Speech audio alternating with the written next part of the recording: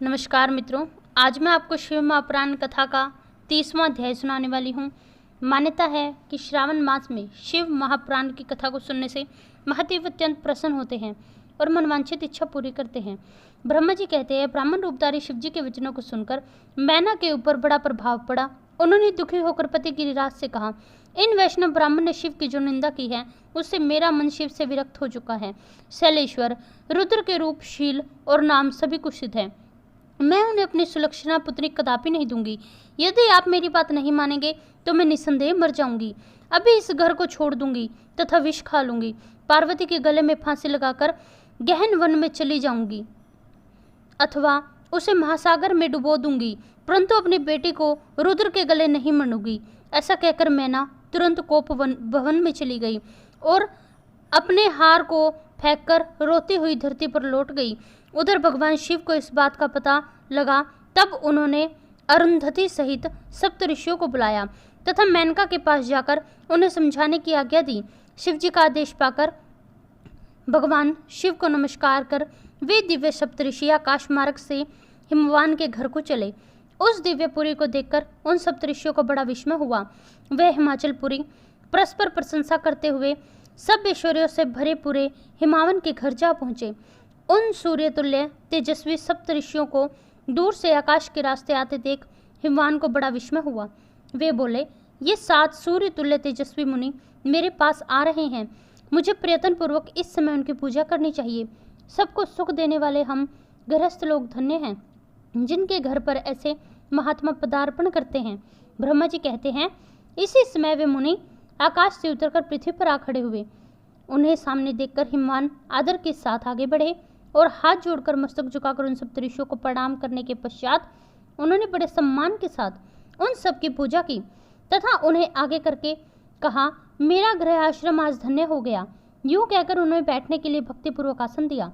जब वे आसन पर बैठे तब उनकी आज्ञा लेकर हिमवान भी बैठे और वहां उन ज्योतिर्मय महर्षियों से इस प्रकार बोले। हिमवान ने कहा, आज मैं धन्य हुआ, कृतकृत हुआ, मेरा जीवन सफल हुआ। मैं लोक में बहुत से तीर्थों की भांति दर्शनीय बन गया, क्योंकि आप जैसे विष्णु रूपी महात्मा मेरे घर पधारे हैं। आप लोग पूर्ण काम हैं। हम दीनों के घरों में आपका क्या काम हो सकता है?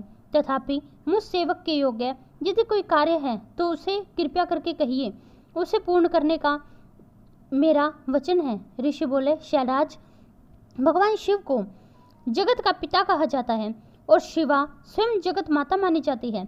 अतः तुम्हें महात्मा शंकर को अपनी कन्या देनी चाहिए। हिमालय, ऐसा करके तुम्हारा जीवन सफल हो जाएगा तथा तुम जगत गुरु के रूप में भी पूजे जाओगे, इसमें संशय नहीं है। मुनीश्वर, सप्त ऋषियों का यह वचन सुनकर हिमवान ने दोनों हाथ जोड़ उन्हें प्रणाम करके इस प्रकार कहा। हिमालय बोले, महाभाग सप्त ऋषियों, आप लोगों ने जो बात कही है उसे शिव की इच्छा मैंने पहले से ही मान रखा है, किंतु प्रभु, इन दिनों एक वैष्णव धर्मी ब्राह्मण ने आकर भगवान शिव के प्रति बहुत उल्टी सीधी बातें कही। तभी से शिवा की माता ज्ञान भ्रष्ट हो गई है। वे अपनी बेटी का विवाह उस योगी रुद्र के साथ नहीं करना चाहती।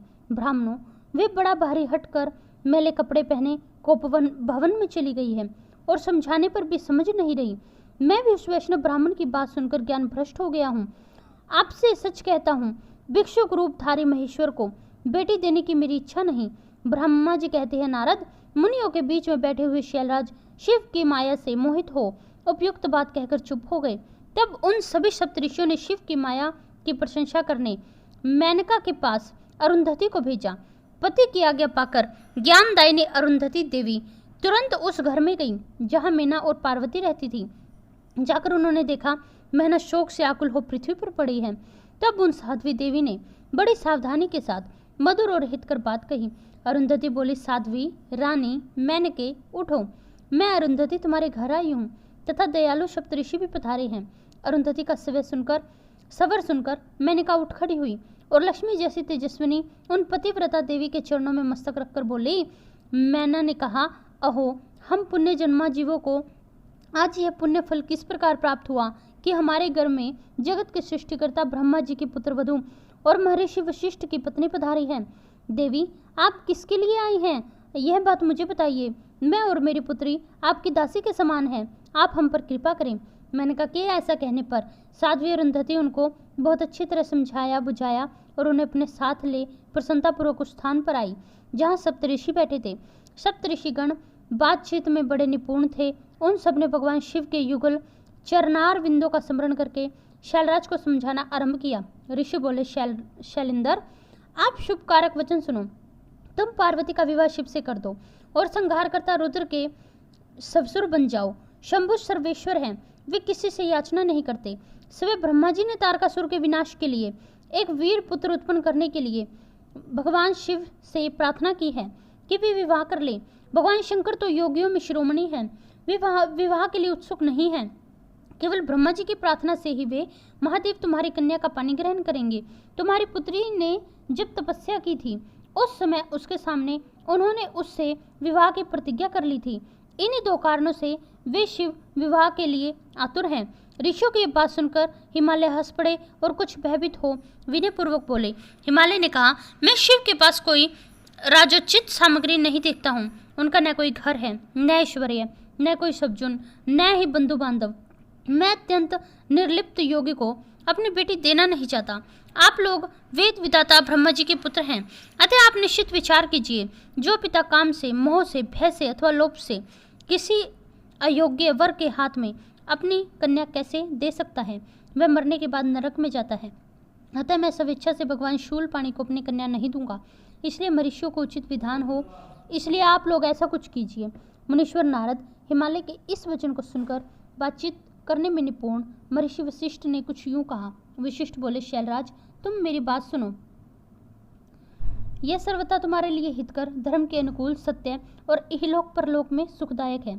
शैलराज, लोक तथा वेद में 3 प्रकार के वचन उपलब्ध है। शास्त्रार्थ पुरुष अपनी निर्मल ज्ञान दृष्टि से उन सब प्रकार के वचनों को जानता है। एक तो वह वचन है जो तत्काल सुनने में बड़ा सुंदर प्रिय लगता है, परंतु पीछे वह असत्य एवं हितकर सिद्ध होता है। ऐसा वचन बुद्धिमान शत्रु ही कहता है, उसे कभी हित नहीं होता। दूसरा वह है जो आरंभ से ही अच्छा नहीं लगता और सुनने में अप्रसन्न दिखता है, परंतु सबको सुख देने वाला होता है। इस तरह का वचन सुनकर दयालु धर्मशील बांधवजन ही कर्तव्य का बोध कराता है। तीसरी श्रेणी का वचन वह है जो सुनने में अमृत के समान मीठा और काल में सुख देने वाला होता है। सत्य ही सबका सार है, इसलिए वह हितकर हुआ करता है। ऐसा वचन सबसे श्रेष्ठ और सबके लिए अभीष्ट है। शैलराज, इस तरह नीति शास्त्र में 3 प्रकार के वचन कहे हैं। इन तीनों में से तुम्हें कौन सा वचन अभीष्ट है, बताओ। मैं तुम्हारे लिए वैसा ही वचन कहूँगा। भगवान शंकर संपूर्ण देवताओं के स्वामी, उनके पास ब्रह्मा संपत्ति नहीं है। इसका कारण यह है कि उनका चित्त एकमात्र ज्ञान के महासागर में मगन रहता है। जो लौकिक बाह्य वस्तु की क्या इच्छा करेंगे। गृहस्थ पुरुष राज्य और संपत्ति से सुशोभित होने वाले वर को अपनी पुत्री देता है, क्योंकि किसी दीन दुखियों को कन्या घाती होता है और उसकी कन्या का वध का पाप लगता है। कौन जानता है कि भगवान शंकर दुखी हैं। कुबेर जिनके किंकर हैं, जो अपनी भूभंग की लीला मात्र से संसार की सृष्टि का संहार करने में समर्थ है, जिन्हें गुणातीत परमात्मा और प्राकृतिक से घिरे परमेश्वर कहा जाता है, सृष्टि पालन और संहार करने वाली जिनकी त्रिविध मूर्ति ब्रह्मा विष्णु महेश और हर के नाम से जानी जाती है, उन्हें कौन निर्धन अथवा दुखी कह सकता है। ब्रह्मलोक में निवास करने वाले ब्रह्मा, क्षीर सागर में रहने वाले विष्णु, कैलाशवासी हर, ये सब शिव की ही विभूतियां हैं। शिव से प्रकट हुई प्राकृतिक भी अपने अंश से 3 प्रकार की मूर्तियां धारण करती है, जिससे जगत में लीला शक्ति से प्रेरित हो वह अपनी कला से बहुत सा रूप धारण करती है, जिसमें वाणी की देवी सरस्वती और धन की देवी लक्ष्मी और शिव की पत्नी शिवा के रूप में प्रकट होती है। संपूर्ण दानवों का वध करके देवताओं को सुख प्रदान करती है। तुम्हें महान आनंद प्राप्त होगा शैलेंद्र। तुम अपनी स्वेच्छा से अपनी बेटी को शिव के हाथों में दे दो, जो भावी के बल से ही इन दोनों का विवाह हो जाएगा। तात भगवान शंकर ने तपस्या में लगी हुई पार्वती को ऐसा ही वर दिया है। ईश्वर की हुई प्रतिज्ञा कभी पलट नहीं सकती। गिरिराज, ईश्वर के वश में रहने वाले समस्त साधु पुरुष की भांति प्रतिज्ञा का संसार में किसी के द्वारा उल्लंघन नहीं हो सकता। फिर साक्षात शिव की प्रतिज्ञा के लिए तो कहना ही क्या है। ये शिव महापुराण का अध्याय यहाँ समाप्त होता है। यदि आप इसी तरह की और कथाएं पाना चाहते हैं तो मेरे चैनल को सब्सक्राइब करें, वीडियो को लाइक करें, हंसते रहें, मुस्कुराते रहें, अपने और अपने परिवार वालों का ध्यान रखें। धन्यवाद।